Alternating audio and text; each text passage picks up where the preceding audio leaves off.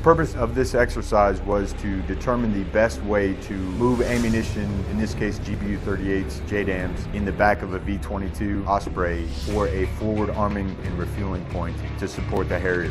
The tools and equipment and munitions we used on this were the BDU-45s in this case, which are just inert bomb bodies to simulate high explosive. We loaded and assembled the GBU-38 JDAMs simulating live ordnance. It's a GPS guided munition. In this case, they would be deployed off of a Aviation Harrier. We wanted to exercise some of the capabilities of the V-22, that fly-in FARP, being able to land, offload ammunition, load it onto a Harrier, and get that bird turned around very quickly. That will give a commander in the future that tool in his toolbox. If that commander needs to get 4 bombs much further outside the range of a normal pop from home base, they can extend the range of the Harrier, both fuel and armament, by doing this fly-in FARP. Here at WTI, if it's going to be something that's done in the fleet, a lot of those tactics or techniques are developed here.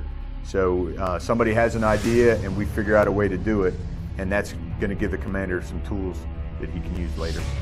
Some of the issues we had, we initially, when we looked at it on paper, we thought we would be able to load 4 bombs. So we configured 4 bombs on a pallet, standard shipping configuration.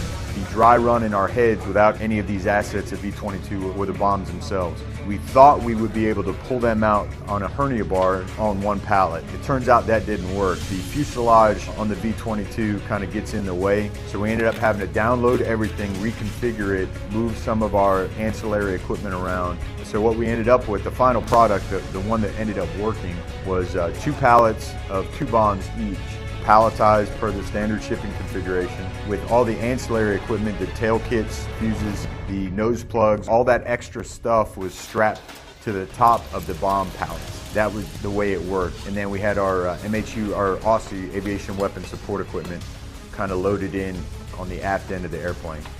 That left us enough seats, but the initial configuration did not work. The fuselage of the airplane was in the way where we couldn't unload them with the hernia bars. Marines who assemble the ammunition are not the same Marines who load it. So you would need additional personnel if the assembly is required.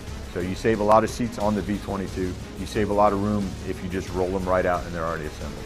Assembled munitions off of the airplane on skids took about literally 3 minutes. 3-4 minutes, you can have those bombs off of the airplane, ready to load immediately.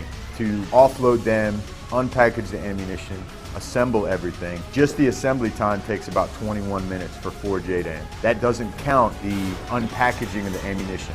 So we're looking at probably about 40 to 45 minutes from the time the ramp goes down and you offload that packaged ammunition to the time they're ready to be loaded. Whereas if they're already assembled on skids, you're looking at about 3 or 4 minutes.